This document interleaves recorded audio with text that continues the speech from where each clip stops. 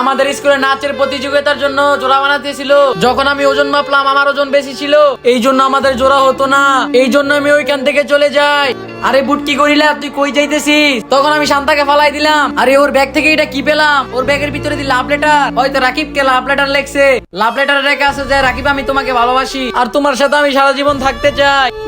তখন ওই লেটার পরে সবাই আমার সাথে মজা নিল গো। আরে তোমরা এই মেয়েটাকে ডিস্টার্ব করো না। তোমরা ভাবলে কি করে আমি এই মেয়েটার সাথে রিলেশন করব, যে দেখতে এতটাই মোটা, অনেক মোটা। রাজও আমার সাথে মজা নিল।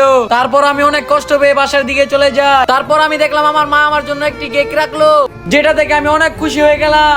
কিন্তু এটার মধ্যে অন্যজনের নাম দেখে আমার তো অনেক বেশি কষ্ট লাগলো। মা আসলে এই কেকটা কার? আরে মাইয়া, তোর মাথার ভিতরে কি গোবর ভরা নাকি?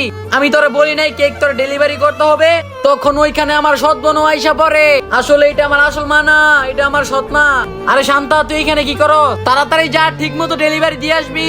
এরপর আমি কেক ডেলিভারি দিতে যাই। তখনই আমি একটা সুন্দর খরগোশ দেখি। খরগোশটা দেখতে অনেক মিষ্টি ছিল, আমার অনেক ভালো লেগেছে। তখনই আমি টিভিতে দেখলাম আমার মা আমার ব্যাপারে অনেক খারাপ কথা বলতেছিল।